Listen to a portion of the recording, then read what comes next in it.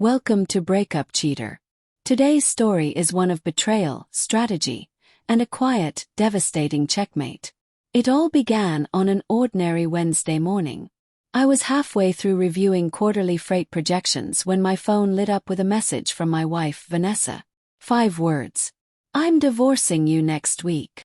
No emojis. No explanation. Just that. I read it twice, my mind oddly quiet.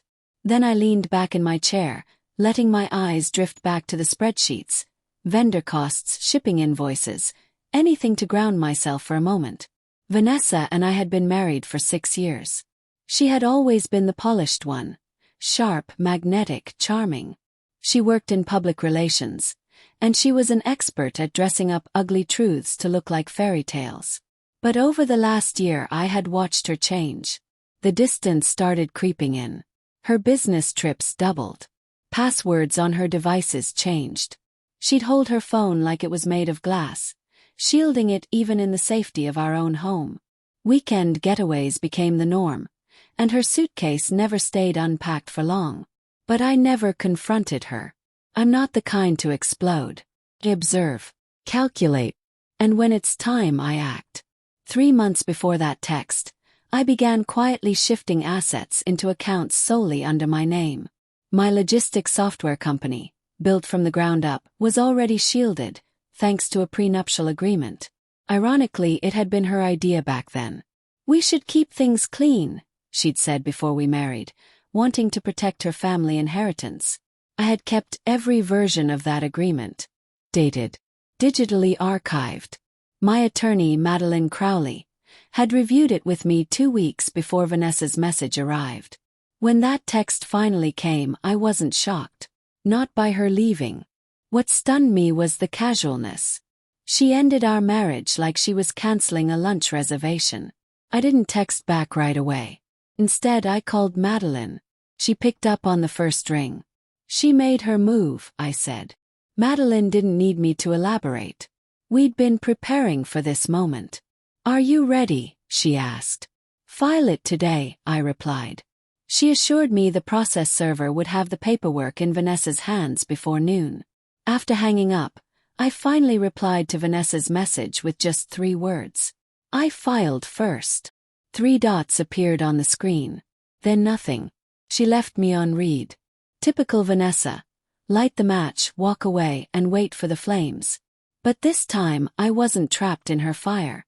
I was holding the extinguisher. By the next morning, Madeline had texted me. "She's served." No response yet. Could picture it. Vanessa striding into her office, coffee in hand, ready to glide through her day, only to find an envelope waiting for her, addressed in her full name. She must have thought she was still holding the pen in this story. She wasn't. This wasn't a knee-jerk reaction. It was chess. And I'd been playing my moves for months. The first crack appeared back in January. I checked an old joint account and noticed small, irregular withdrawals, $90 here, $150 there, from ATMs scattered across different cities. Nothing large enough to scream fraud, but enough to raise suspicion. I didn't confront her. I just watched. Then in March, I spotted an email she carelessly left open on her tablet. Confirmation for a furnished rental in Tampa. She never mentioned it. Not once. That was the moment I began executing my plan. I shifted liquid assets into new, protected accounts. I restructured my finances under a personal trust. And Madeline triple-checked every clause in the prenup. Vanessa had been flush with cash when we met. Her inheritance far outweighed my startup back then. She wanted a prenup to safeguard herself. I agreed without hesitation. Funny how the tides turn. 3 weeks before Vanessa's text, Madeline had laid out the options. "Do you want this quick and clean, or should we prepare for war?" I told her I wanted it clean, but we'd be ready if Vanessa escalated. We built our file meticulously. Every document, every transfer, every detail logged. So when Vanessa's 5-word text arrived, I wasn't rattled. This wasn't a divorce. It was an execution. Vanessa showed up at the house 2 nights later. Friday evening. I was tightening a shelf bracket in the garage when I heard the door slam. She still had her key. I hadn't changed the locks yet. "Ethan," she called out. I didn't answer immediately. I finished what I was doing, wiped my hands and walked inside. There she stood by the kitchen island, holding the envelope. "You filed first," she hissed, eyes wide. "You seriously filed before I even said anything." "You texted me you were divorcing me next week," I replied calmly. "So I filed this week." Her mouth opened then closed again. "That was supposed to start a conversation," she snapped. "No," I said flatly. "You started a fire. I just made sure the fire department got there first." Her expression darkened. "You moved money. You're trying to screw me. My lawyer says we can challenge the prenup." "You mean the one you insisted on, the one you had your own attorney draft? The one you initialed every page of?" "That was 6 years ago," she argued. "Contracts don't expire," I said, unmoved. She leaned forward, desperate now. "I gave you the best years of my life. I stood by you when you built this house, your business. That has to count for something." Kept my tone even.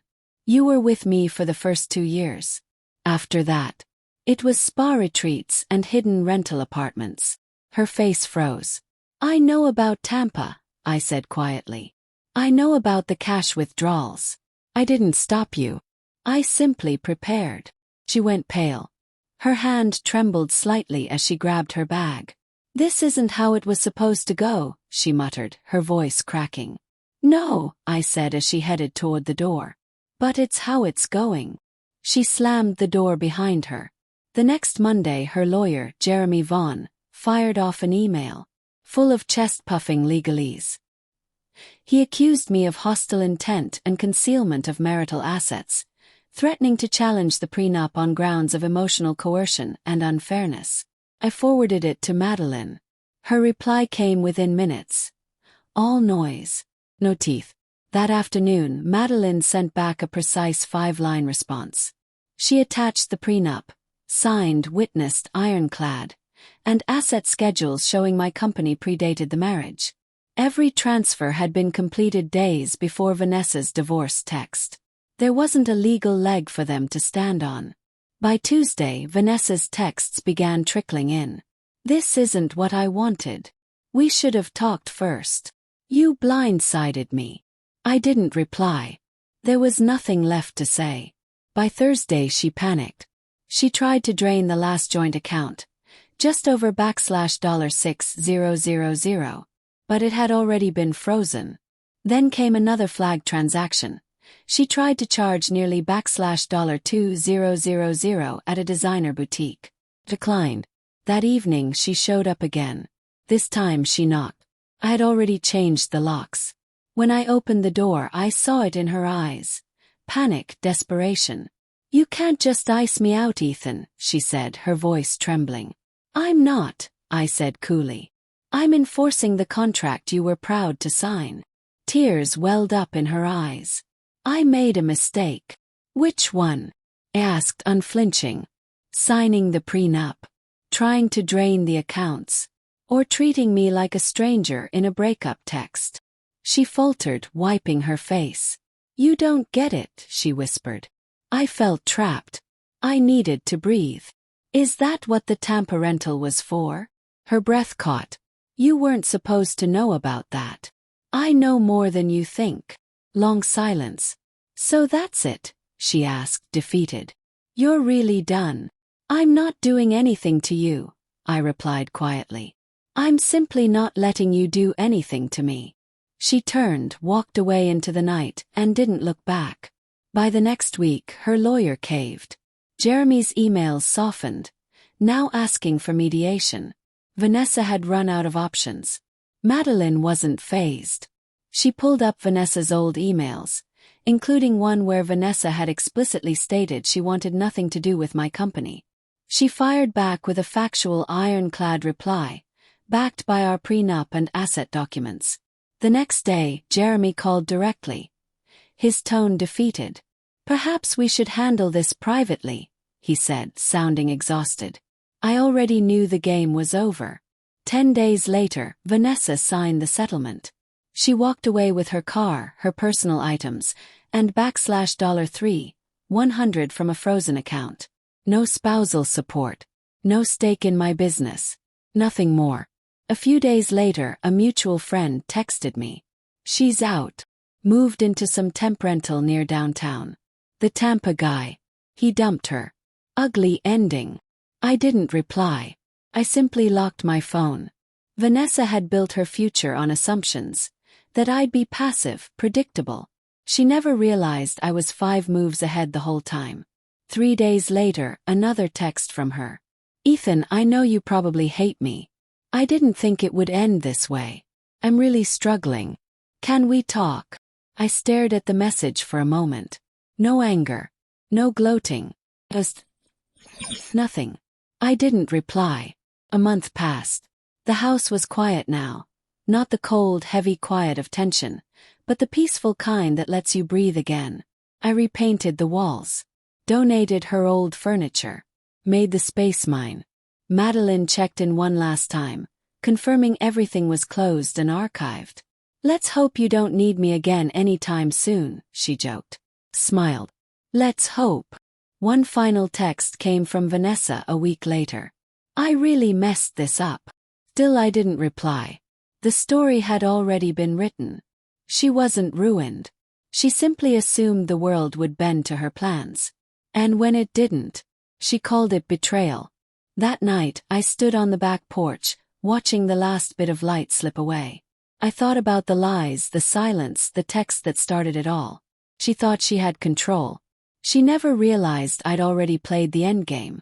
And even now, as she sat alone, surrounded by the ashes of her plans, I let her sit with it. In the silence she created,